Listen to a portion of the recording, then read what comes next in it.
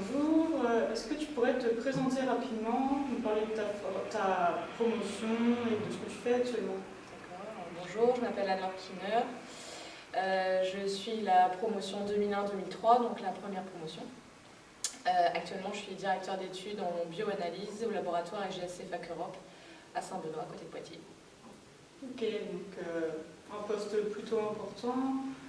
Est-ce que quand tu as fait ce diplôme, tu savais déjà que tu voulais travailler dans la qualité ou c'était plus la chimie qui t'intéressait?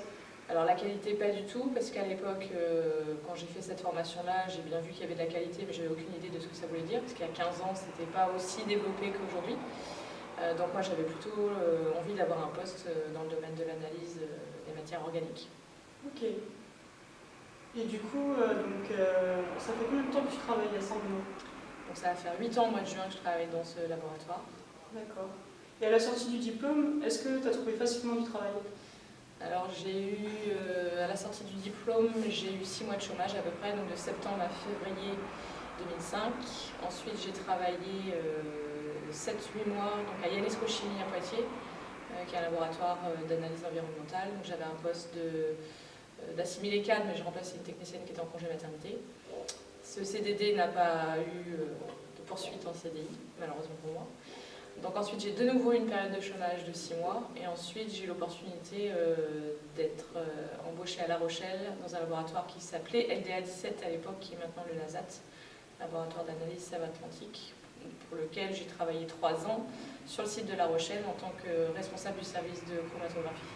Donc là ça a été pour moi un tremplin d'avoir ce poste d'encadrant et donc de manager une équipe et toujours dans le domaine de l'analyse. Donc ça m'a permis ensuite de pouvoir avoir un CV un peu plus étoffé et c'est moi qui ai décidé de partir pour revenir travailler en fait à Poitiers, donc au laboratoire où je travaille actuellement. Ok. Et en quoi les cours et les stages que tu as pu faire, ça t'a aidé après à prendre cette décision, à trouver des emplois? Comment est-ce que tu as su valoriser? Alors en fait moi j'ai un cursus, je venais de la classe préparatoire, donc quelque chose de très théorique, voilà, de manger beaucoup de cours. Donc j'ai vraiment apprécié en fait ici la partie théorique un peu plus on va dire allégée.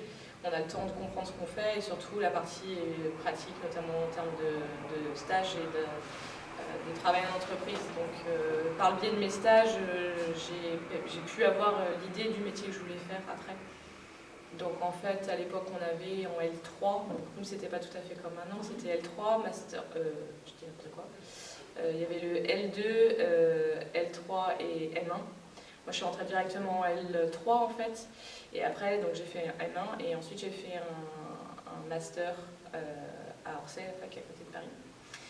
Et donc mes stages en fait, donc la première année j'ai eu un stage de 2 mois en contrôle qualité dans une boîte qui fabriquait des cosmétiques. Et ensuite, après, je savais que j'aurais 2 stages de 6 mois, donc un en M1 ici et un à Paris. Je savais déjà que je voulais faire ce qui s'appelait un DESS à l'époque. Et donc j'ai fait un premier stage en GCMS et après j'ai tout fait pour trouver un stage en LCMS pour avoir du coup, dans le cadre de mon cursus universitaire, des stages dans des domaines à la fois GC et LC, parce que je voulais connaître les deux techniques pour justement avoir un peu plus de choses sur mon CV pour trouver du travail. Ok. Du coup, est-ce que tu gardes toujours contact avec les profs ou la formation, l'association?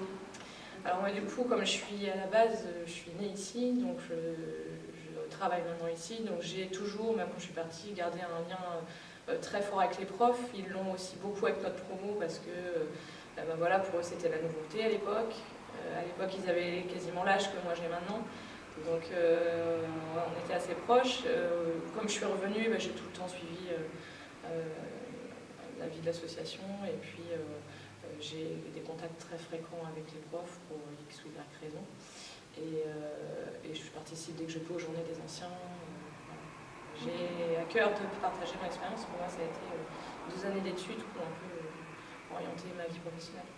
C'est vrai que pour nous aussi c'est important, en plus cette journée des anciens, on voit plusieurs personnes qui ont des parcours différents. Donc, c'est vrai que ça permet en fait aussi de se dire, voilà, moi je suis restée dans le domaine quand même analytique, mais il y a pas mal de gens de ma promotion qui font des métiers qui ont encore attrait au domaine scientifique, mais de manière plus abstraite, on va dire. J'ai une copine qui travaille dans les affaires réglementaires pour la parfumerie, donc elle n'est plus du tout dans un labo. Voilà, elle travaille complètement dans autre chose, même si elle a voilà, exactement les mêmes cursus que moi. Et ouais, des gens qui ont fait même complètement autre chose. Donc, c'est vrai que c'est bien de partager l'expérience. Je pense que ça peut aider. Nous, à l'époque, on n'avait pas ça, on était les premiers.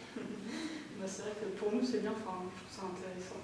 Et du coup, est-ce que tu pourrais nous parler un peu plus des missions que tu as en ce moment dans ton travail pour voir, pour un futur étudiant, à quel poste il pourrait postuler plus tard Actuellement, je suis directeur d'études, donc ça veut dire quoi? Ça veut dire que j'ai la responsabilité de la partie analytique des études qui me sont confiées.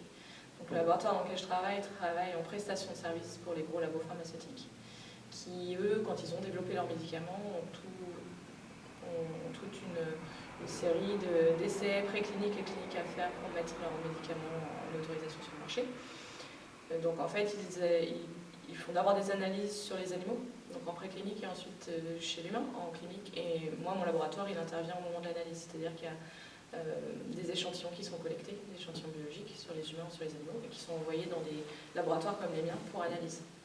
Donc soit en fait on leur fait l'analyse de la traçabilité de leurs médicaments, donc comment le médicament est